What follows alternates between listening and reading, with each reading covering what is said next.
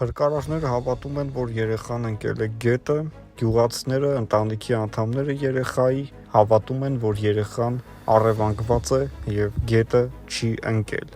Հիմա որին պետք է իրականում հավատալ, իհարկե այնտեղ կա մի կասկած, որ երեխային առևանգել են և դա ծնողներն են ասում, որոնք իրենց երեխային լավ են ճանաչում և գիտեն, որ երեխան չի գնացել գետի ուղղությամբ, իրանք եղել են ուշադիր, եթե գնար գետը, ապա իրանք կնկատեին դա։ Փրկարար ծառայությունն էլ որպես փորձառու, որպես նման հազարավոր դեպքեր տեսած, որպես պրոֆեսիոնալ մոտեցում ցուցաբերող, ասում է իր կարծիքը, որ մեծամասամբ, մեծ հաշվով երեխան գնացել է գետի ուղղությամբ և ընկել է գետը։ Հակասական են իհարկե կարծիքները, եթե ընկել է գետը, ապա 10 օր շարունակ հազարավոր մարդիկ փնտրում են հենց գետում, որևէ նշույլ չկա, այսինքն մի հատ կոշիկ լիներ ճանապարհին գետ գնացող կամ ինչ-որ մի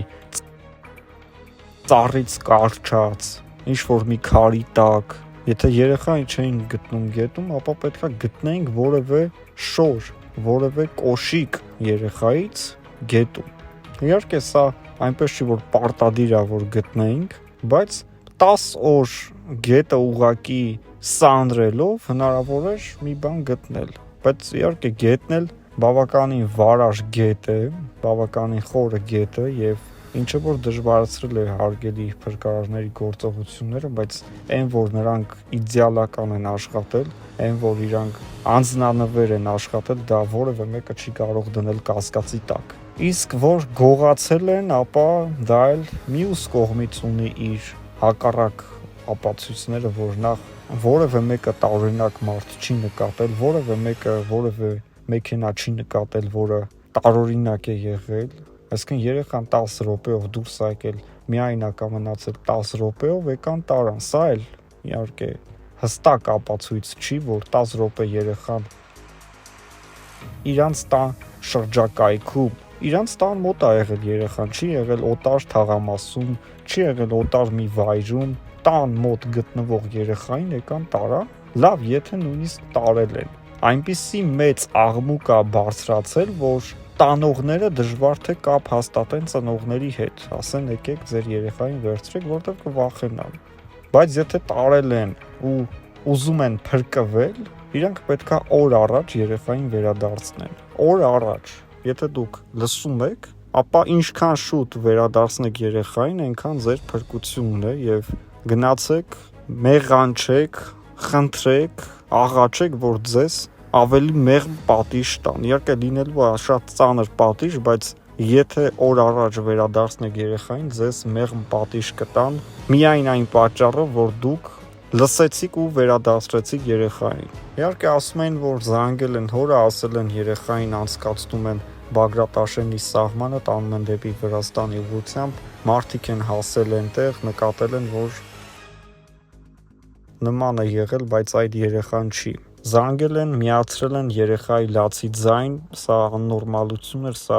վերջին անբարոյական արարքն էր, որը մենք կարող էինք լսել, նույնիսկ ֆիլմերում նման ստորություններ միգուցե չկարողանան մտածել, որ ցույց տան, բայց մեր իրական կյանքում նման տականքներ գոյություն ունեն։ Ոստիկանները գնացել են այդ հետքով, պարզել են, որ նա երեխայի առևանգման հետ կապ չունի, ուղղակի ինչ-որ մի սրիկա է։ Կասկածներ էին տարածվում համացանցում հարևանների վերաբերյալ, որ այսինչ կինն է գողացել կամ կասկածվում է, որ նա կարող էր գողանալ, գնացեք նրա տունը ստուգեք։ Չեմ կարծում, թե հարևաններին կարելի է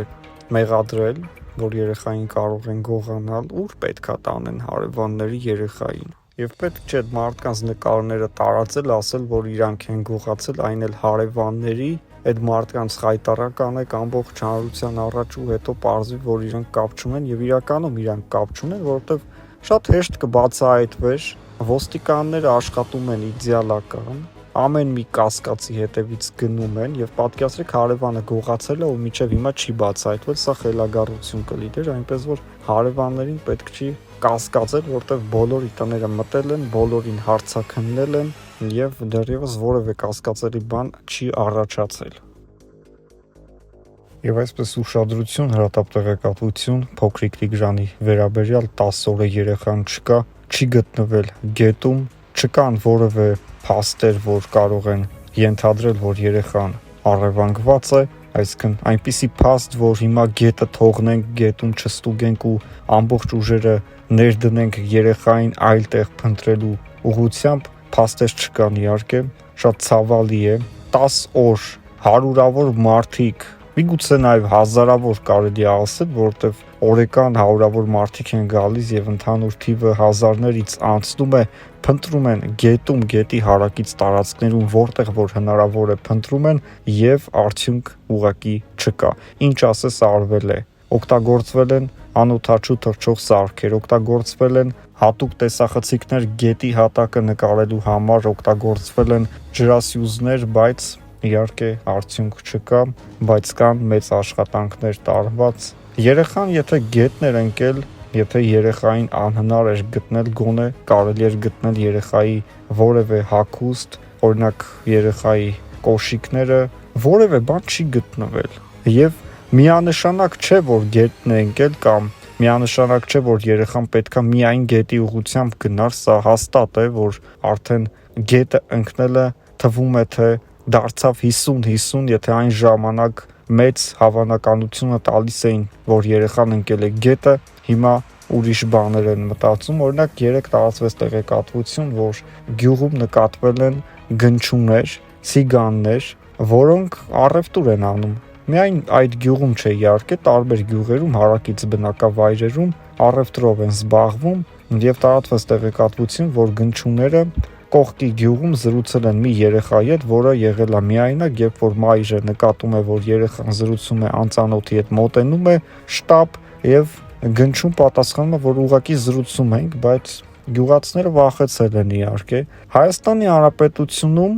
վերջին շրջանում երեխաների առևանգման գրեթե դեպքեր չեն եղել եւ այդ առևանգումները այս մեր ժամանակներից 10-15 տարի առաջ էր, որ ակտիվ էր, անընդհատ տեղեկատվություններ էին տարածվում, հեռուստացույցով ցույց էին տալիս, որ ինչ որ մի բնակավայրում առևանգում է տեղի ունեցել, երեխային գողացել եւ այլն եւ այլն։ Ներկայիս պայմաններում, ներկայիս